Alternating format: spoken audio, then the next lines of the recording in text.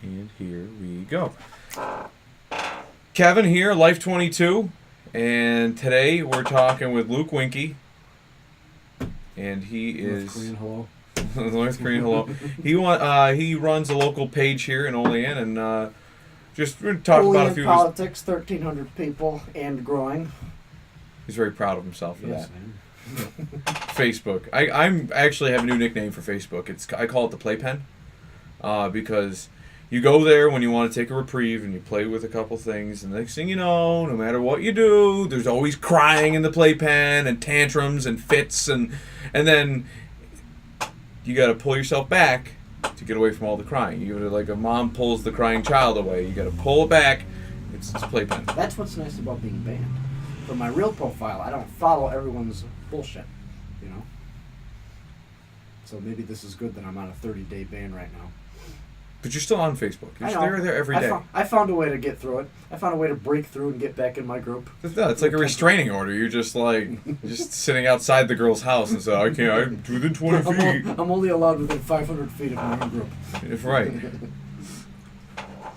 Somehow you got back into your own group. So, but I know you shared an Olean Times Herald article, which I have to set the record straight a little bit. Like I'm not doing this like this show, like, and I've said this from the get go. Like this show is not like Kevin Doherty doing like city business. You know what I mean? So I'm not an alderman having these conversations. People are people too with their own lives. Right. So I'm doing this as my own life, but at the same time, there's also that line I have to draw where I'm not doing city business. I'm not representing the city here, but I'm representing Kevin Doherty, who is still an alderman. You know what I mean? So a lot of these things that I talk about, like, are thoughts that get brought with me to that realm, which, I mean, it lets the public see me in that same light. Like, he's still a real person. He still does this. He does that. He thinks this way.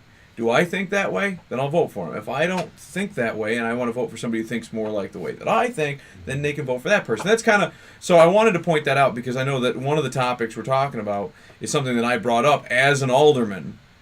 And I've been getting a lot of grief because people have been saying that the only reason I did it was for personal reasons, and that's why I wanted to bring it up.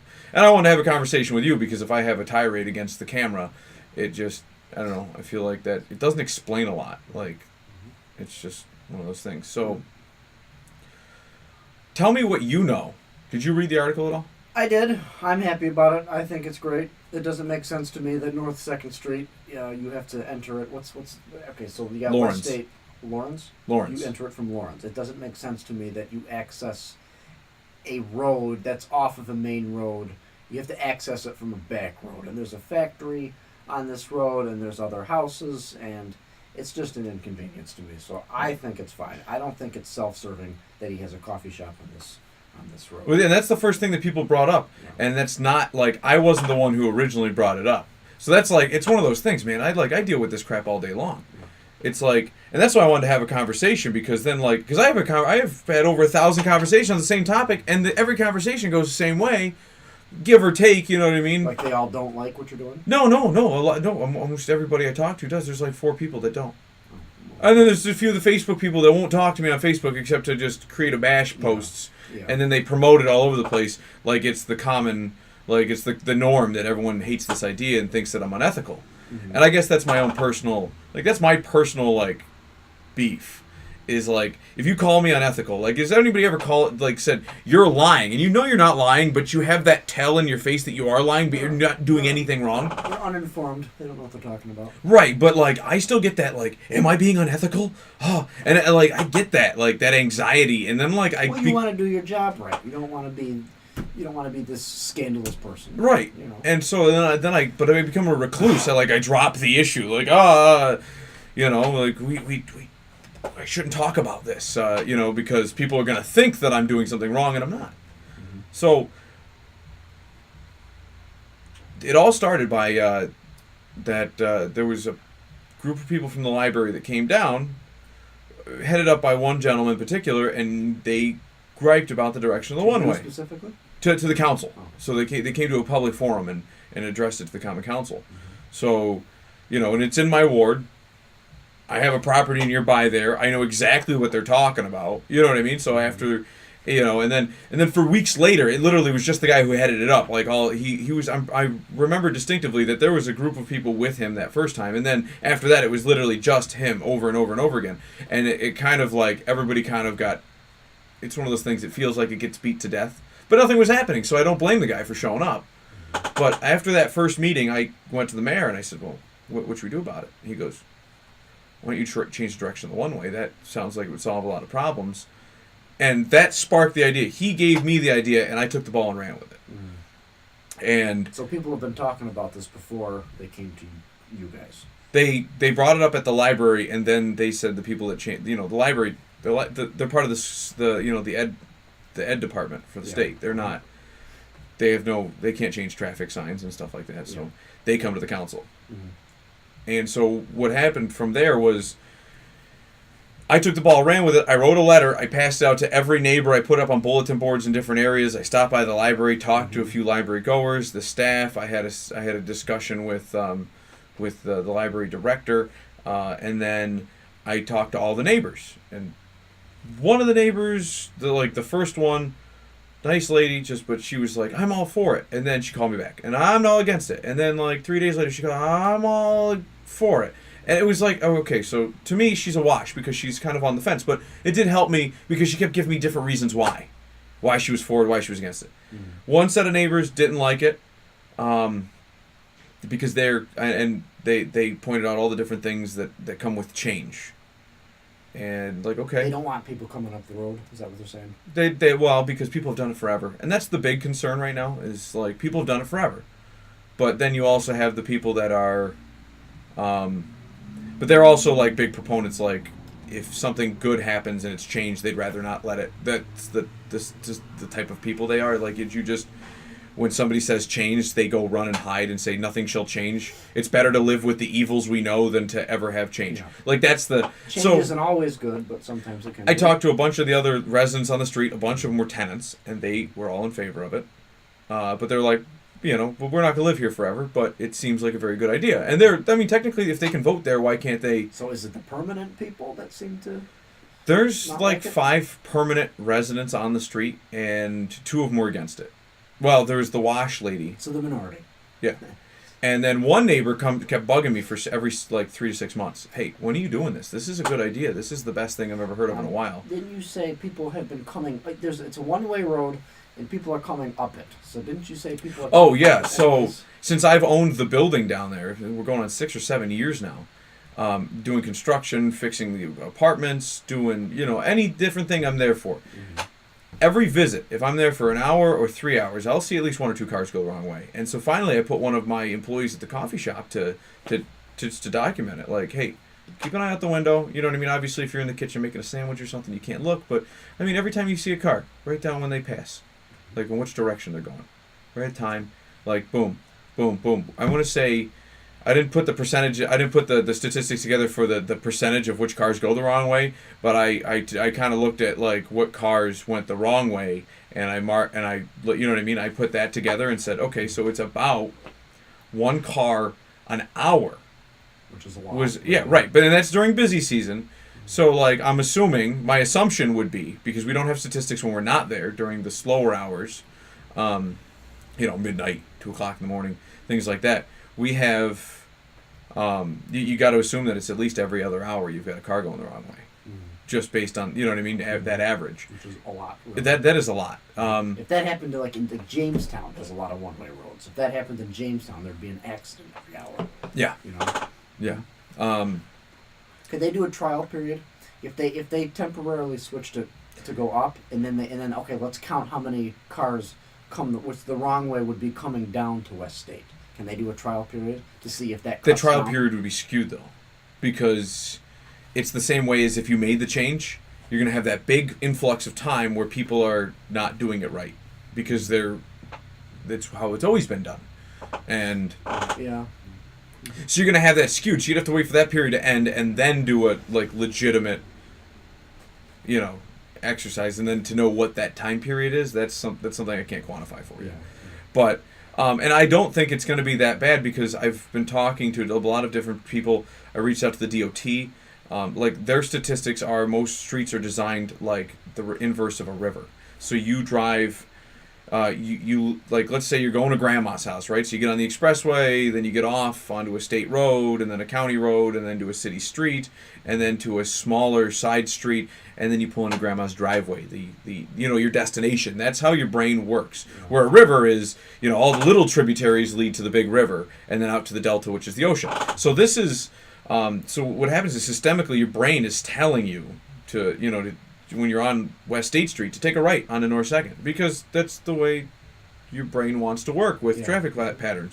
You want to go from the bigger thing down to where you have to go. It's like there's a dam built between the ocean and the river right now. Right, yeah, and it's just so these people are just, like that's it's their fault, but it's their brains are wired this natural, way. Yeah. Also, if you come down that street, you can't go straight and you can't go left. When you get to the end, to go on a state, you have to take a right. Yeah. Most people disregard that, and they block up traffic. Also, if we didn't do this, we'd have to eliminate parking in front of a bunch of West State Street stores. And I mean, like businesses and things like that. And as everyone knows, parking is always a headache. Everyone's always complaining there's not enough parking spots, right? So what's the last thing we want to do? Reduce parking? Right. But if you're coming down there, I've done it myself. You do a Hail Mary and you just take a right, because if you can't see past a truck or something, like to see the actual traffic, and this wasn't a big deal, 4 years or 3 years ago, where like traffic would actually stop because there was an actual light up at State and Union. Now there's a roundabout. Traffic is it goes a little slower now because people are entering. Right, but it's constant. There's no break. Like, okay, the last car just went. The red light must have hit up town. You know what I mean? So now you can take a right. You've got a good 2 minutes to take a right-hand turn and get out of there. Now it's it's constant. You don't know. It's a variable rate in which cars come at you, and you don't see something. You don't think you see something. You hope, and you just go. Or if you're like me a couple of years ago, you're pulling out of 7-Eleven up there. Okay. By the post office, and you're gonna go left. You're pulling out of 7-Eleven. You're gonna go left, right? Right. Like you're gonna go down the hill. And then some guy waves that it's okay for you to come, and you're crossing over the 2 lanes, and then somebody comes and he's right about to hit you. It's impossible to see in that lane. Right. And then you have to fall in the faith of other drivers, which is always just a big no-no. Like, somebody waves you on. Like, it's one way, it's a 4-way. Because of that, I don't trust other drivers now. I mean, I do it at 4-way stops. If I think that I was close and the other driver wants to be polite or whatever, I usually just wave him on. But it's at a 4-way stop. I mean, you know what I mean? I'll trust my own judgment to wave, but I won't trust other people waving. Right. But it's usually at a 4-way stop that I pull that. I don't want to be the guy that's could be liable for telling somebody it's okay to cross 2 lanes of traffic when all of a sudden there's a car barreling up my left and I didn't see it. You know what I mean? So, or a pedestrian pops out from behind my vehicle because they decided to jaywalk. I don't want to be liable on that. You know what I mean? A 4-way stop is completely different. You can see all the crosswalks. You can see all 4 lanes of traffic. You figure out who's going where, who got here first. If somebody thinks you're in front of them, but you know it's right, just come on through. So, I mean, so this flip-flop kind of alleviates that one issue there where you're going down. It stops the systemic traffic coming up the hill. You're going to have that latency where people are going to want to come down, but that'll eventually stop. And this died after a business owner on that street wrote a letter saying how cars couldn't make it. His employees were worried cars couldn't make it up the street in the wintertime, which I kind of disregarded that thought because North 2nd Street has the same incline as North 3rd Street, North 4th Street. You know what I mean? All these different streets. Do you think this is an issue because of the roundabouts? Because you said it wasn't an issue a few years ago. It wasn't a few. It is just one of these safety concerns has become a greater issue. That and during the construction, people initially wanted to avoid it, so they were going up the one way just to avoid hitting a roundabout. But that's not a way. You know what I mean? Like, one of the neighbors likes it because he goes that the other great thing is if you're leaving North 2nd Street and you want to go eastbound on West State Street, you can't. You have to take a right and then a left to get on the south side of the city and then come back up to take a right. Or go to, follow Henley Street down to South Union Street and then hit into a roundabout and then you can go in any direction you want. But it's kind of you're kind of in a lock there to have to go to go southbound or you have to take a right and loop all the way around 2 blocks up and then try to hit. So it's not the best road in. No, and it would make traffic flow better, and he pointed that out. I mean, so there's a lot of different like pluses. Now, so going back to that business owner, he said his car's going to make it up the hill, so all the pitches of the road are all the same. So if the plows aren't coming through, I mean, that's on a plow. I mean, you're going to have that. Shit, I live on Sullivan Street. The top of the one-way hill is one of the steepest inclines in the city. Yeah. I mean, you know what I mean? In everyday downtown traffic, that's even if they've plowed, it's better when they don't plow it, because at least now you don't have a slid of ice on the ground. You got some snow to give you traction to get up the hill. You know what I mean? But it's one of those things. I don't tell them they should like close the street down. I mean, that's what you deal with in snow and winter conditions. A lot of times they don't plow the streets. You can't leave your house. So guess what? You're calling into work. I mean, that's just something that you that's something you live with in Western New York. But his other better than having forest fires. True, yeah. You know, people burst into flames. Hurricanes in Florida. Yeah. You know. I don't complain about the winter. Yeah, me neither. Just get good tires. That's all you got to do. Yeah. That's all you got to do. They have so the other concern was in 15 years or some odd number that he had worked or owned that business, he had never seen one car go the wrong way. Another thing I dismissed because I'm thinking you proved it wrong. He's like you're that's incorrect. Well, so anyways, you just find a way to be against you. Yeah. But he wrote that letter and CC'd the mayor on it, and then the whole Common Council, and I'm pretty sure the Times Herald, and I'm like, great, this makes me look like a jerk, because the last part of the letter is, but the main reason Alderman Doherty is doing this is because his business is on. If there's people to back you up, who cares, you know? Right, I know, but that's where it comes down to it. So all of a sudden I kind of dropped it. Then the neighbors kept coming down and bugging me. You know, the one neighbor who really likes it, some of the other neighbors were like, hey, weren't you ever going to change that? Other people from the library were still coming down because I had something on their post-it board, you know, their bulletin board saying... Is this not, like, okay, it's not been changed yet? It hasn't. So this came up a year and a half ago, 2 years ago. So what's the hold on? So I dropped it just because I got, you know what I mean? I got called a liar and an unethical person. And I kind of just dropped it, let it fall by the wayside. I think this is why government is slow sometimes, because people in it are, like, a little cautious. I mean, I try to be cautious, and as you can tell by me creating this channel, I'm trying to get over that little hiccup of mine, where I don't give a shit what people think of me. They can take me or leave me. And it's one of those... Still, I mean, you're letting this person, he's only doing it for his business, you're letting that affect... True. No, and that's what I got over. So wait, if you didn't have that thing, could you have changed the direction of this road by then? Yeah. Oh, it would have been changed a year and a half ago. There you go. Yeah. No, I'm growing as an individual. We just figured out a problem with government. People in government are people too, and they do listen to the negative opinions out there. Yeah, it affects them, and then we got to stop. Right, and I don't know. I took that a little too radically. Now, well, if the majority of people want it, then there you go. Right. You have the defense. You have every defense mechanism. You've done it. It's worked. Right. So also to point out, my coffee shop opened in October. This gentleman came in front of the council in like November, December. What year? 2016. So yeah, so we're going almost year and a half. So, November of 2016. Also in his mind, it just happened to be right when you opened up. Let's. Right, but my business is a baby. We don't know what it's going to bear.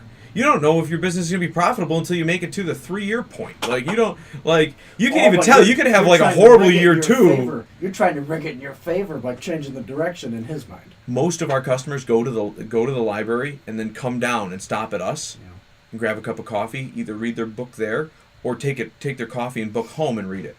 If we're at the end of their trip, it's beneficial to us, which is what it currently is. If we're at the beginning of their trip, I don't spend a lot of time in the library where I would bring a coffee in with me, but I don't think you can bring food or beverage into the library. It's like the post office, isn't it? So, like, but also, who wants to carry a hot coffee with them when they go to pick out a book or a movie or whatever they're doing at the library, or check their email, and then all of a sudden by the time they're done, their coffee's cold, and they go to read their book, and they're like, great, I got cold coffee and a book I want to read, and it's going to be miserable because I got this cold coffee in my hand. Like, that's... And then I talked to a few other people, and they're like, don't worry about it. How many extra customers are you going to get? I'm like, no, probably not too many. People are going to the library. That's their first thought. We're going to go to the library, and it's actually going to increase traffic to the library, which is great because nobody likes to hear this, but a library is kind of a dying thing. They have to keep doing all these events. Back in the day, there was one librarian and a vacant building. Remember, like you've seen the movies and stuff like that. That was what a library was. They didn't really put on many. I know, but they didn't put on many events. Now you can talk in a library, but they never put on. Yeah, they never put on many events. People were there to learn because there wasn't the internet. There weren't movies were a rare thing. You didn't have them in your living room. You see a lot of like school kids there on the computers. They're using the free internet. They had to adapt so that they can continue to service the community. That's how the entire world is adapted. Right, exactly. But the main concept of the library was to be a book warehouse. I mean, and nobody goes there for... Well, the main concept of roads is we had dirt roads at one point because of horses. We had to adapt and have pavement, right? Right, because you need better traction for vehicles. Everything in the world adapts. Right. But to increase business at the library better utilizes our tax dollars because we're spending not ridiculous, but we're spending a large amount of our school tax budget on the library. And that right there... I mean, that's if nobody's using it, or if there's less people using it, if more people have access to it, it's a great thing. That's a great, execution of tax dollars. Mm-hmm. And our taxes just went up on the library. Taxes go up on everything, every year. You can't avoid it. I mean, isn't that a strange thing? People leave, taxes go up. Isn't that an odd concept? It's not that odd. How so? You leave. You let your house get blighted. It gets torn down. The vacant lot taxes... Because it costs money to tear it down. And now there's nobody paying taxes on $3,000 in taxes on a house. They're paying $150 on a vacant lot. So who has to absorb that tax loss? All the other taxes. I mean, how about I use this opportunity to plug my little agenda? Okay, so why do you think people leave this area? Because you talk about blighted houses, and then we talk about a tax base going away, and so everybody else is taxed. Why do you think people leave? I mean, there's no one reason, but I mean, a lot of people I talked to recently, they think pastures are greener on the other side of anywhere. Yeah, anywhere. Anywhere's got to be better than Olean, right? And then you leave. You know what? I know people everywhere, no matter where you're from. If you are from Olean, if you're from Big Cabin, Oklahoma, you're from anywhere. If you only spend your life at home, you're going to get sick of it. Right. You're going to want to leave. You're going to want to go somewhere else. Me, I grew up going other places. We went on road trips. We went to other states. I've been to Quebec and other places. I know that there's a world out there. I'm a 7th generation resident at the same time, and I look at this place as home. Right. We can almost blame their childhood for the reason they leave. They didn't grow up leaving and going places. You know? I mean, when I was a kid, they naturally get sick of home. Yeah. Yeah. But I know so many people that have come back. So many of my friends moved away. And they come back. Me, I know a lot of people, they just come back. Oh, yeah. I moved away for 6 months to San Antonio, Texas. Mm-hmm. I realized how much I hated the heat and didn't mind the cold. But, I mean, man, I was down there and, down south, they've got tons of great jobs. You can use your... The cost of living's higher, right? Actually, San Antonio was about equal to Olean. The housing market was a smidgen higher. Things like that. 7th largest city in the nation, 2nd fattest. Did the jobs pay that well? No, because you know where I could use my degree for my management position? I went to multiple different places where all the management degrees, the management positions were plentiful. Where do you want to be the manager of? The fryer, the grill, or the window? That's all they had for me. That's it. That's you're selling health insurance on the side. You're working at bartending. You're working at fast food. So you came back because there was not an active labor market? There was no jobs out there. The jobs out there was just pretty much manual labor force. So everybody moves there wanting a job. Nobody moves there. That's the reason I went to college, because you're supposed to get that's what we were told. You get a job. You get a job, yeah. You're not told to create something. You're told to get a job, yeah. Right. So then I went to Texas, where my management degree would be worth something, because everybody was flooded in the north side of the country. So I was like, oh, okay, well, let's. Yeah, we were all told that. We eventually did it. Yeah, and I wake up and I'm like, oh man, I'm gonna go home. I was told in high school, my high school principal, I had major senioritis. I had a really fun time my senior year, and I was going to take my high school band teacher's job. In my mind, he's going to retire in 3 years. I could do this too, And she told me that I could take his job in 3 years. So right. to me, I went to college for the sole purpose of getting my music ed degree, just to take his job. I wanted nobody else's job. I wanted that job. What happened? I substitute taught at my old school district, and I like substitute teaching, but being from you're at the other end of the desk is what they say when you start teaching, because you went from student to teacher. I'm not a big fan of public school. It's all teach to the test, and they want you to teach this information, that information, and it's a good thing I didn't fulfill that, because they ended up cutting that position anyways. They don't have music over in Salamanca? What's that? They don't have music in Salamanca? Well, they made it instead of like a 9 to 12 high school band teacher and a 6 to 8 middle school band teacher, they made it like 7 to 12 band teacher. Oh. So they always cut like art and music, right? Right. So my whole life dream would have been ruined. But I woke up my first semester. I said, taking my high school band teacher's job, that is a stupid life goal. Right. Yeah, but that whole get a job thing, we were indoctrinated to think that. And then everybody wants a job. But I came back here. Jobs. I mean, you come back here. Where else can you go? Other places. I see a lot of help wanted signs, but milk reflects gas per gallon down here.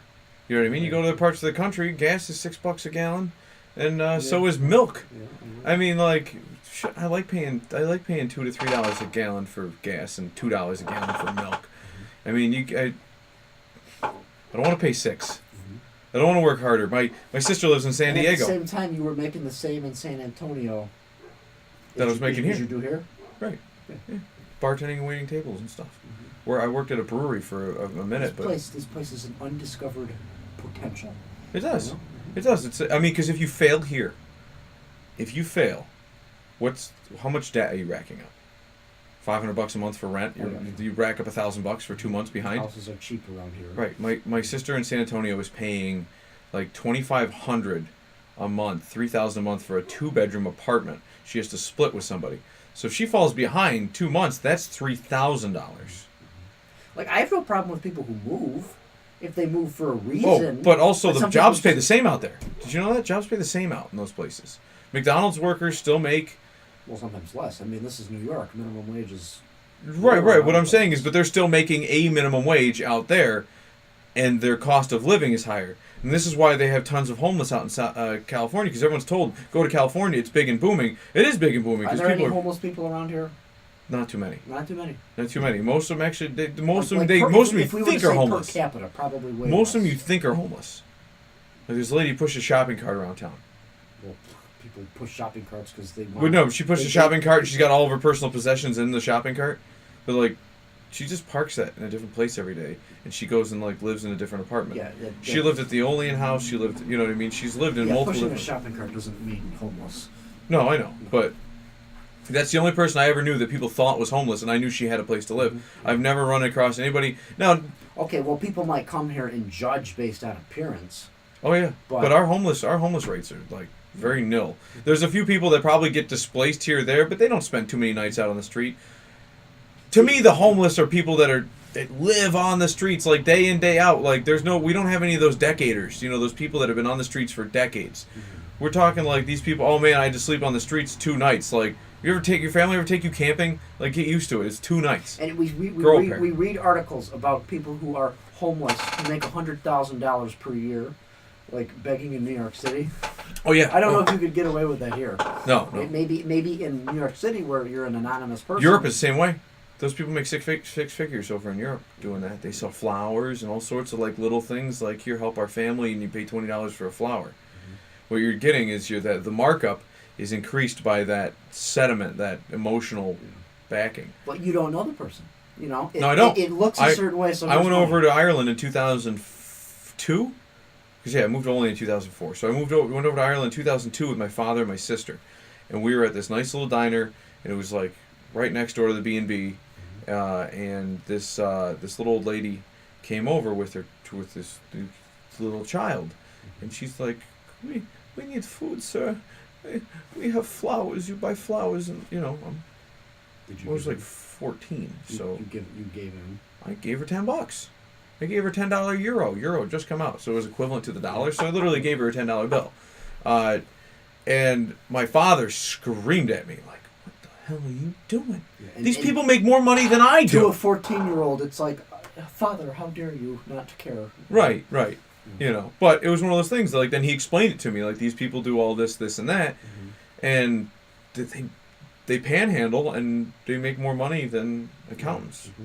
So my dad was an accountant, and he made close to $60. He made like 70, 80 grand a year, and these people were making as much as he was, and all they had to do was sell flowers and cry and look poor. Yeah. So that's what's nice about smaller communities. You know, everybody says move to the big city, life is great. No, just like we established here, there's less homeless people per capita in this area. People know each other and they can help. Not just we can make sure people are mooching. It's not that. It's we can help people excel around here. You know, that's what's better about smaller areas where people know. I wish more programs were like that. I'm not much of a religious guy, but to the whole like teach a man to fish. I think that has its roots in religion somewhere. Yeah. Teach a man to fish, you feed him for life or something. Yeah. There's like a Jesus reference, I think. But yeah, anyways, but not that I'm not a religious person, but I do like to take some sediment from different places. Maybe L. Ron Hubbard had some things to learn from. Yeah, I mean, waste not, want not. I'm a big on that. Like, don't throw crap away that you can repurpose and use. I mean, don't. But to teach a man to fish, I would think is a great thing. We need to stop helping people. You need to help people help themselves. Right. We need to stop just saying, well, we're helping, so we lump it in one big category. And we say, well, it's helping. I tell people selfishness pays off. And selfish in my context is not ignoring other people. If you can focus on yourself, eventually things work out in your favor. You know? Right. That's a good thought. Yep. That's how I think of it. But with regards to Olean, I think that's what okay. I am all for Larry Sharp for governor. Okay. And what he wants to do, and he's really reaching out. He's pretty well known at the national level if you pay attention to libertarian stuff. Do you know who ran in 2016, right? Right. Gary Johnson and Bill Weld. Right. They're both former governors. Yeah. Larry Sharp ran for they have in a way primaries in the party, and Larry Sharp was basically a runner-up for the vice president slot. So he went from single mother, not himself. He went from being raised by a single mother, right, and a lot of problems, to the Marines, to owning a trucking business today, and he's like 50. So he's really, 50? Yeah, he's 50. I watched your video. He looks like he's right out of college too. His gray hair shows up more in person. Oh, okay. I was gonna say he looks like he's in his 30s. No, like I mean mid-30s. He doesn't act like an older guy. No, he's 49, 50. Yeah. Andrew Hollister, the lieutenant, is your age. 30, 35. I'm 30. Okay, he's 30. Yeah, Okay. I'm talking to him like this. You can feel someone when they're like at your mental level. Right. You know, I'm like, oh, this guy's like my age. You know. Right. Mm-hmm. Andrew Hollister also, he's from Rochester. He also owns a business. What they want now, because they're so well known and because they've been, Larry's from New York City. He's really reaching out to upstate, which is something we don't get a lot. We're going to be our own state. We're the dock workers. Yeah, especially Western New York. We're like our own little subculture out here. Right. They want. We talk about states' rights.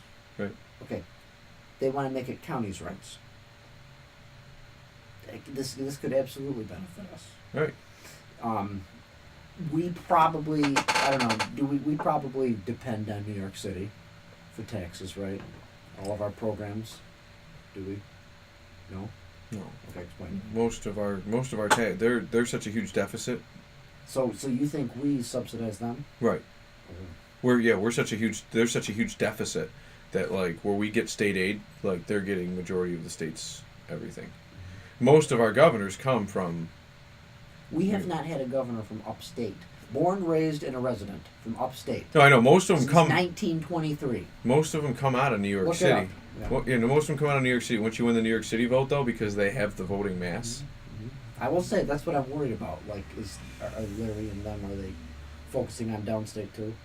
You know, because I'd like them to win. But if we return to counties' rights, I mean, not return, but if we give counties the right to do things, Right.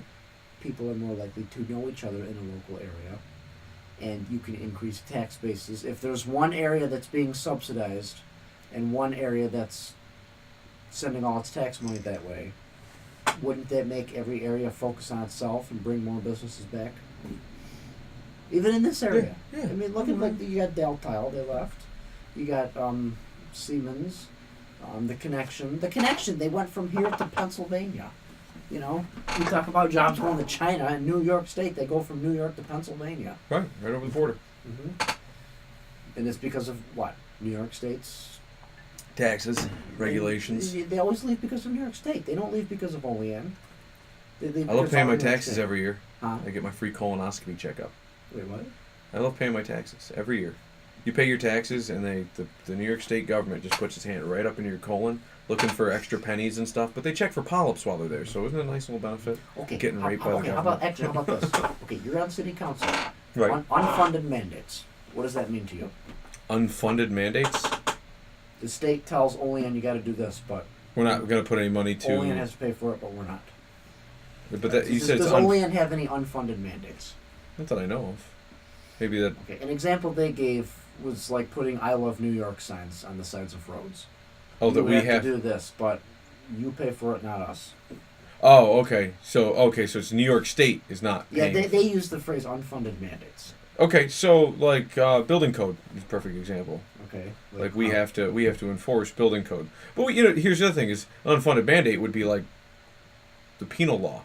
Like you know what I mean? Like you're in criminal law. Like you murder somebody in this area, we have to arrest you and charge you and take you to court and imprison you. Mm-hmm. I mean, we pay for that. That is a state law. Like we don't have. I don't know if our local law says do not kill. Like, but because I'm pretty sure it's covered by a state or federal law. Like, but that would if you were to put them into the same context, that would be like saying Olean has to put up. It costs the city money, right? It does. Yeah. It does. Okay, I'm not saying that it's a bad thing. Like Cynthia Nixon, she's running, right? And she just wants to make the rental codes worse for us. Not as many people rent in New York in this area as they do in New York City. So like Cynthia Nixon, she wants to increase those unfunded mandates. You know what I mean? Like we're talking about building codes. Building codes are for right things like that. Mm-hmm.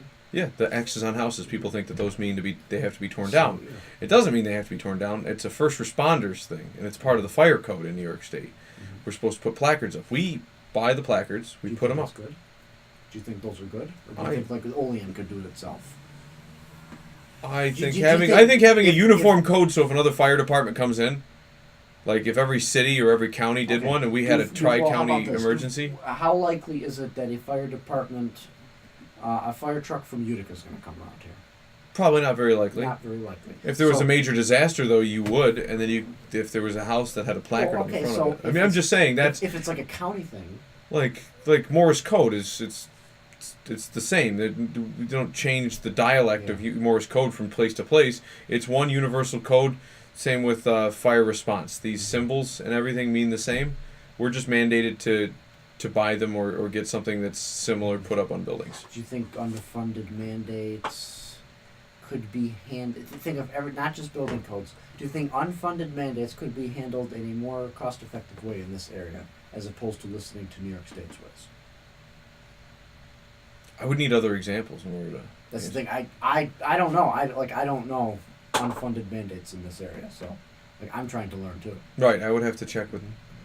But if Olean, Cattaraugus County could develop its own way of building, taking care of building codes, I don't know. That's the thing I'm trying to learn about. I mean, we do. I mean, mandates. that's why we have a code enforcement department or building inspectors, things like that. But they have to listen to New York State, right? Well, they do. They have to follow the law. I mean, that's what the mandate is. I mean, in essence, that falls in the same. I mean, that's why it falls in the same category. I would assume, unless there's some other caveat that maybe you weren't filled in on that you're now explaining. You know what I mean? Like, if there was an additional rule that made an unfunded mandate something slightly different, that would put those into a separate category. Then yes. So then do you think there's anything us in this area could do better than New York State? Whenever New York State comes in. What could we do better than them? I'm learning, so I'm asking you. I don't know of anything that we're has, doing has this. New York State ever? Okay, wait. Weren't the roundabouts mandated by New York State? It was part of a grant that we went for, yeah. Like prior to my administration. Okay, the $10 million grant, right? That's like New York State is allowing you to do things, right? Are you talking about the DRI now? Yeah, DRI. Mm-hmm. The original one was the Tiger Grant. That was for roundabouts and I streetscapes. I thought of two different things at once. Right. Yeah. So the DRI is Governor Cuomo's thing on, just trying to boost. For the most part, it's supposed to boost private sector, and Does it? should. But Does it? The theory is there, but does it? Has it been proven to work before? I don't know, because this is the third round of this $10 million. It's brand new. You won't be able to find out until the first set of Okay, to me, it's 10 million gets produced, and then it's like when KFC got remodeled. We remodeled KFC, and everybody and their brother was like, KFC was closed for like a year. Let's go down there, and they like did more business in that first. Wait, who remodeled it? KFC. They remodeled it themselves, or Well, KFC, their main headquarters, or whatever they did. They shut KFC. When you said we, I'm like, oh, they get a grant too? Okay. No. I'm just saying, like, KFC remodeled like 5-6 years ago, and they were closed for like 6 months. And talking with people that worked there and managers and stuff, they were like, we did more in that first 2 weeks after we opened because idiots didn't realize that it's just chicken and tacos.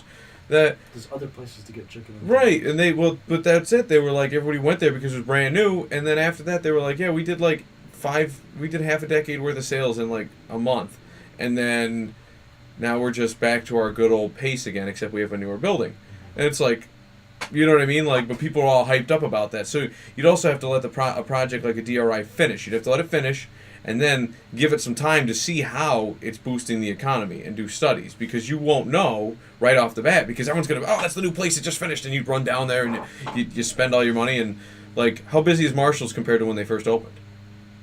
Right. Like, it's the same thing. It's like the new... It's the same thing Kmart was. Is it like the new Stephen Barry's? Right. It's the same thing Kmart was. Like, but it's smaller. It's like Kohl's. Like, I don't understand why. Kmart had like 90 employees, right? Towards the end, or like in the peak. I thought I read that they had 90 employees when they closed. Maybe at one point they had 90 employees.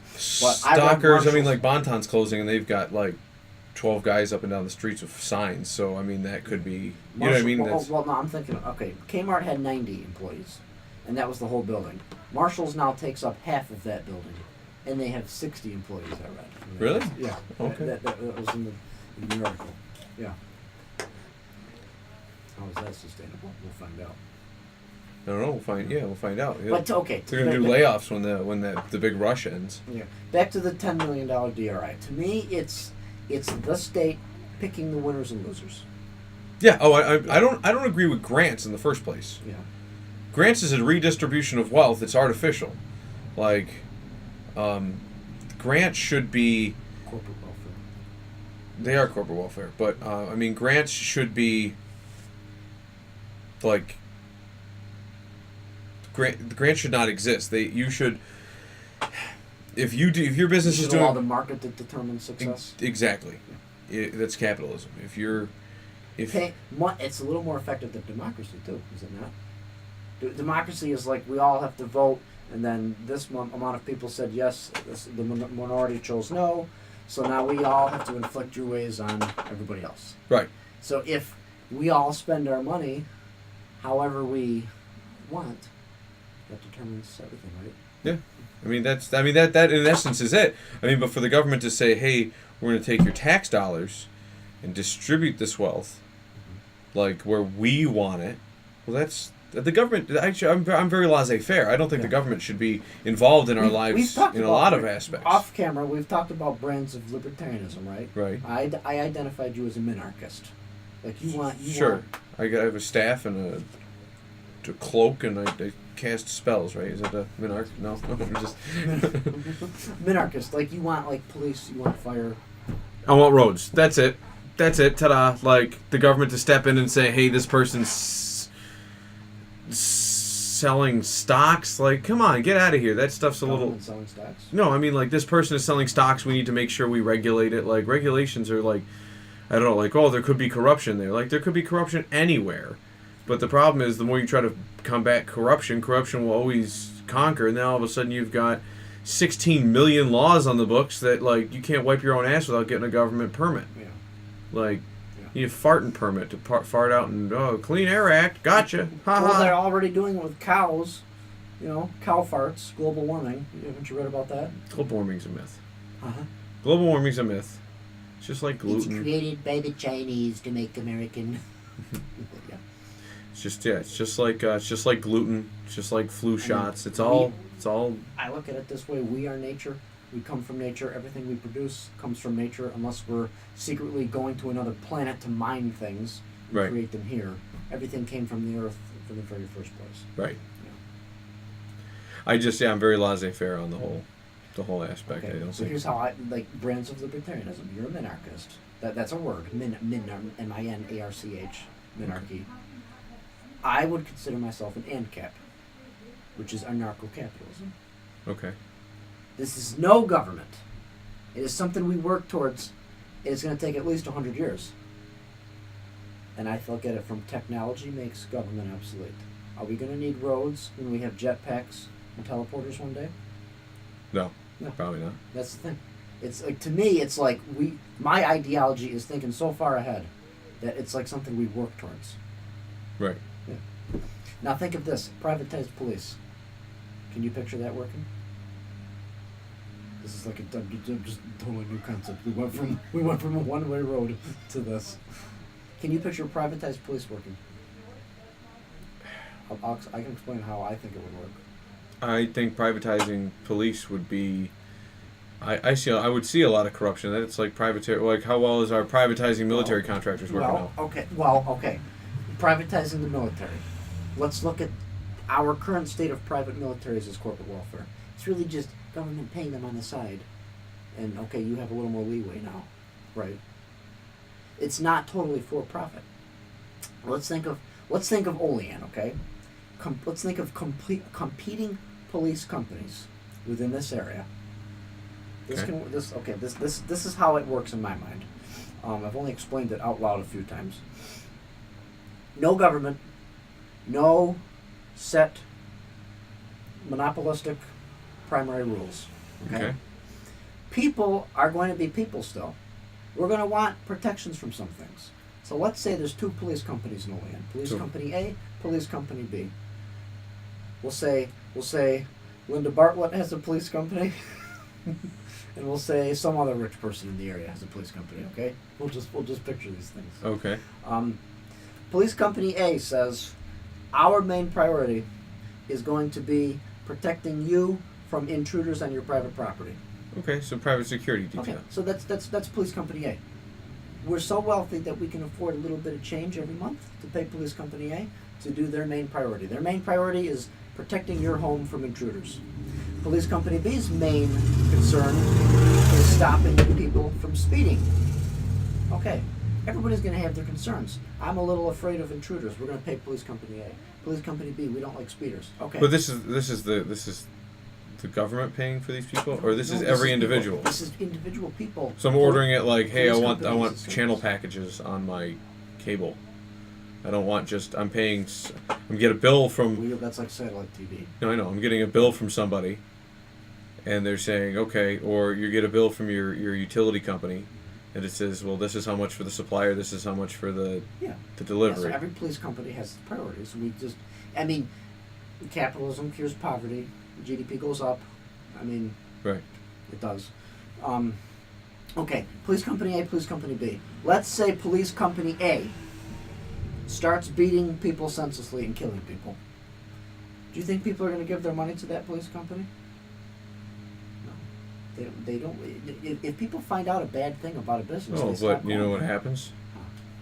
In the 1930s and 1940s this happened, and when you had an issue with Police Company A, you put your money in Police Company B, and they were going to protect There was you. still a top. Are you thinking of like mafia stuff? Oh yeah, that's my first instinct is that like, Oh, you're not going to pay us for your protection? I'd hate for something bad to happen to your store. Smash! There goes the front counter on your store. Like, so you hire the other guys. Like, I'll either give these guys money so they stop breaking my store. It becomes a war between the mafias. Yeah, it becomes extortion. Like, that's my thought. If these people that were victims of that, if they were armed to the point where they could protect themselves, do you think that would have helped? Probably. But I want to say a majority of people are sheep. If somebody pulls a gun out on them or smashes their counter, they're... Yeah. I would say that is the... So maybe it's a matter of educating people. That you can't just depend on people all the time. True. See, I guess the way I looked at it at first is that, okay, if this police company stops... If they start beating people senselessly, well, we're not giving our money to them.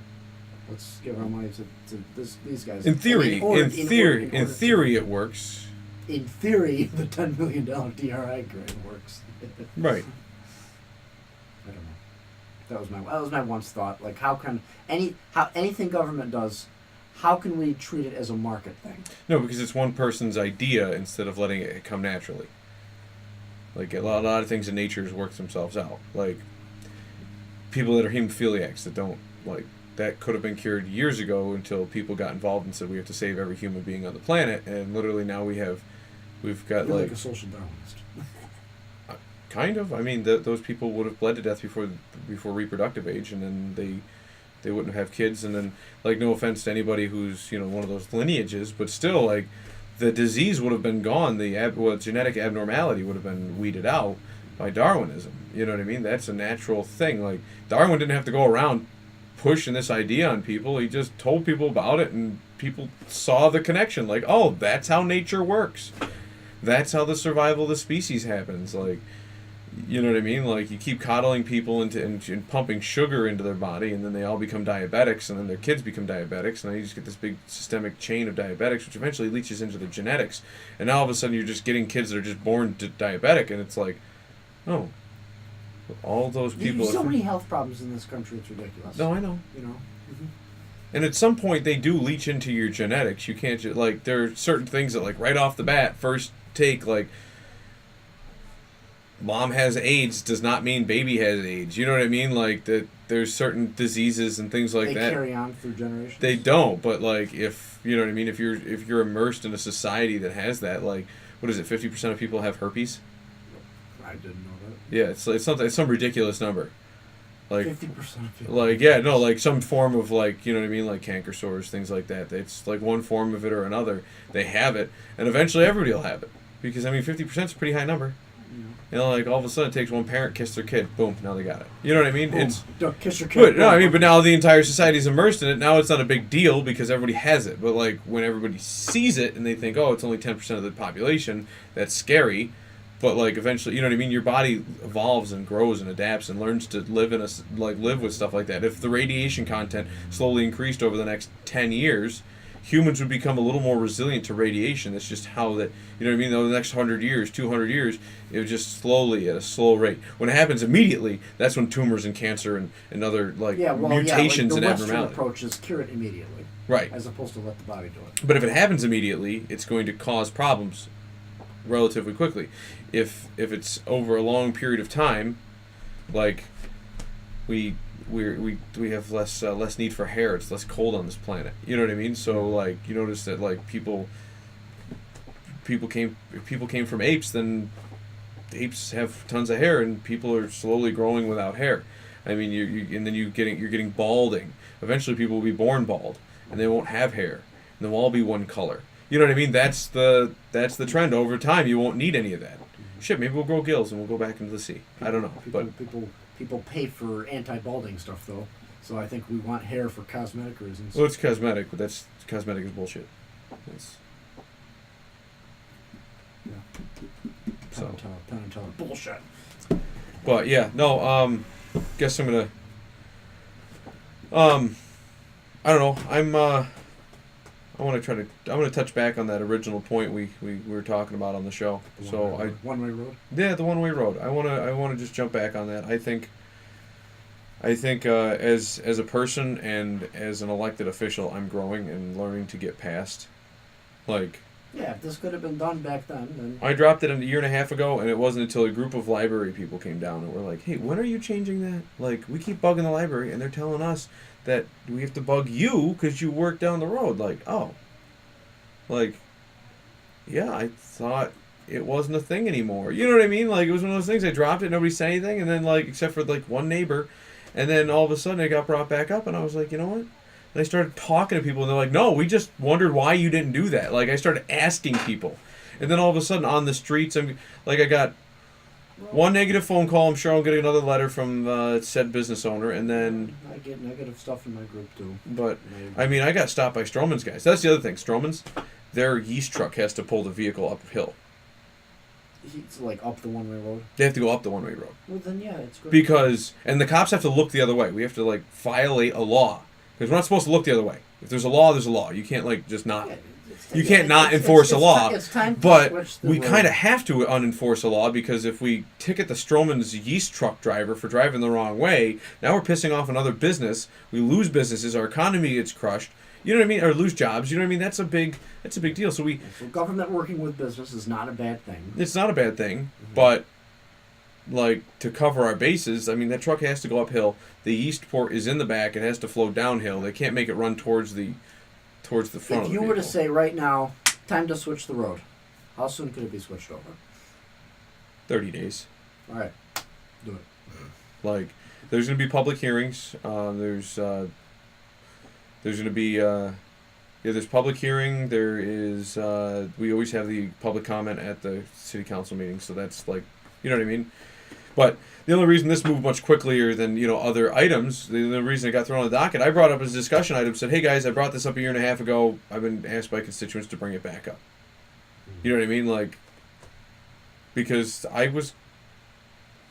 if it was all about me, I would have left it dead. But it was for the common good. The many out. Quite frankly, Stroman supersedes you. Right. Well, the many outseed the what is it? The needs of the many exceed the needs of the few. For the many, not the few. Right. So they're the ones who brought it to me again. You know, the people, the many people that come to me and say, hey, you know, and afterwards, a bunch of Stroman workers. They're like, we live in this city, and I think that's a great idea. Because if you have to, because here's the thing, you eliminate parking on West State Street. Now the people that park on West State Street will park on North 2nd Street or one of the other side streets. Right. Right. And then what happens then? Then they park in Stroman guys' spots, and Stroman guys now find different places to park. And then the people that live on the street have to find different places to park. People go to the library. See, this is how I think and how I argue. You should ask these people who are against it, do they support the Electoral College? If they say no, ask them what makes them think they have the right to outnumber the many people who want this to happen. One person called back. That's how I think. One person called back and said that and it was the flip-flop, right? It was the lady that didn't. She's like, but I've been here for so long. One of her major concerns was now I'll have to learn to back out of my driveway and turn the other direction. Very easy. Right. That's what I kept thinking. But you can't tell people that on the phone, because guess what? They get angry and they get mad and they scream and they kick. Then they run against you. It's like going. I don't care if people run against me. I win because people like me. If people don't like me, I don't win. That's fine. You have nothing to worry about. And the other thing was, one of the things she claimed was that she's been on the road the longest, so her vote matters more. And one of the other neighbors is only there for like 3 days a week because he works in Buffalo. And I'm thinking, does that make life any? And she goes, well, I hardly leave my house. Okay, so you don't even drive on the fucking road. Like, that to me was like, all right. It's just. And then the one neighbors who hate change, like, if you had to throw virgins if we just kept throwing virgins into a volcano, like, let's say that was our thing here in Elaine, we're just throwing virgins into a volcano. Mount Herman erupts one day. Right, and we're just throwing virgins into it, and there's this big outroar that, oh my God, we have to stop throwing virgins. These people would be at the front of the line going,